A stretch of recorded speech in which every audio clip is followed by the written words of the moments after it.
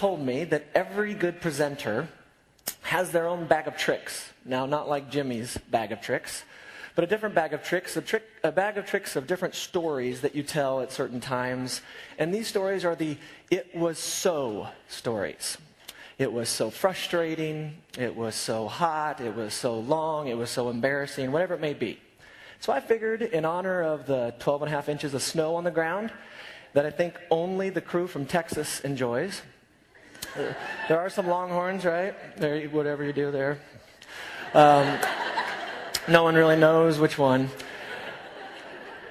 In honor of the 12 and a half inches of snow, in honor of the Arctic cold front that swept through here a couple weeks ago, I thought I would tell my "it was so cold" story. All right, so the story starts about 6 years ago. And 6 years ago, I decided to join a master's swim team. Not because I'm a competitive swimmer by any means, but I was trying to get in shape for triathlons. And so I decided I'd join a team that they were serious about swimming. And this team, twice a week, would meet downtown Indianapolis at the IUPOI natatorium. Somebody told me once that this is actually a very fast pool. Not that it was ever very helpful for me. I think other people found it fast. Anyway, I joined this master's swim team, and it happened to be one of those weeks 6 years ago that was much like it was a couple weeks ago, where the temperature in Indiana never really rose above 5 degrees all week long. You guys know those weeks. My wife calls those weeks, it's so cold out that it makes her angry. But anyway, it was one of those weeks, and so we practiced every Tuesday and every Thursday over the lunch hour. And so I'm heading down one Thursday to practice, and I'm running late. And so I'm zipping downtown, and I zip into the parking garage, throw my car and park, run inside to the swimming pool area. And I notice that the rest of the team is already kind of finishing up their warm-ups. They maybe have about a minute or two left before the real practice is going to begin. And I hate to be late to that. I'm clueless about what all the swim things mean anyway. And so if I miss that beginning, I'm out for the rest of the practice. And so I sprint into the locker room, and I start changing out of my work clothes, and I start to get out my swim bag. And it dawns on me that 48 hours ago, after the Tuesday practice, I took all my swim gear, threw it in my swim bag, threw it in the back of the trunk of my car, and I have left it there for the last 48 hours in sub-5 degree temperature. Oh, yeah. And so I pull out these silly little things that you're supposed to wear. And believe me, I can't wear the Speedos. I hate them. They're way too revealing, clingy, all that. So they allow some of us to wear those things called jammers, which are basically bike shorts. I still hate those. But anyway, I pull out these bike short type things that are way too tight, and I look at them, and they're almost rock solid. And literally, as I pull them out of the bag, like little ice crystals fall to the ground. And I think to myself, oh no.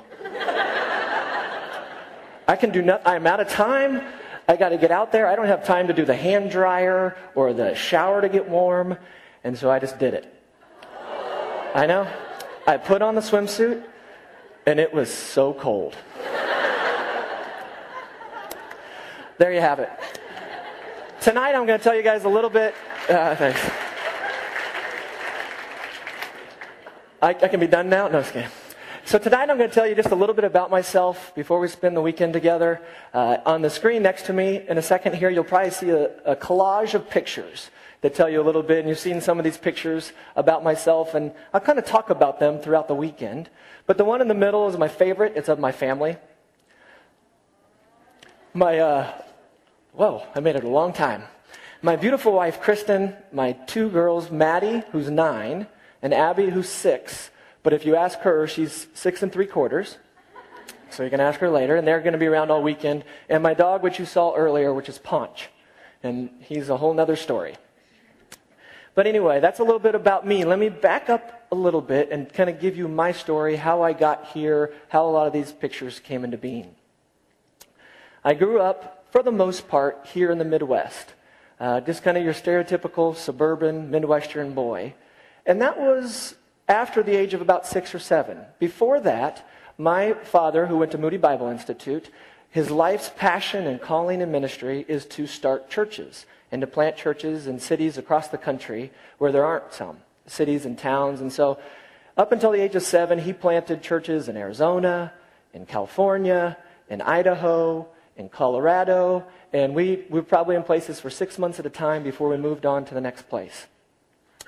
And I share that because I remember in particular one of the churches that he started in Colorado, because I remember a certain Sunday afternoon. And that Sunday afternoon, I was sitting upstairs in the second-story bedroom and talking to my parents and asking questions about Jesus and about God and what's this whole thing about Jesus coming into your heart and all that kind of stuff. And I can remember very clearly still to this day that it was in that afternoon that I asked Jesus into my heart to be my personal Lord and Savior. And to this day, I know that that is when I became what we call today Christians. I became a Christian. But like most 6-year-olds, I didn't quite clearly understand the fullness of the decision I was making, understandably. And so much of that happened as my life progressed from there.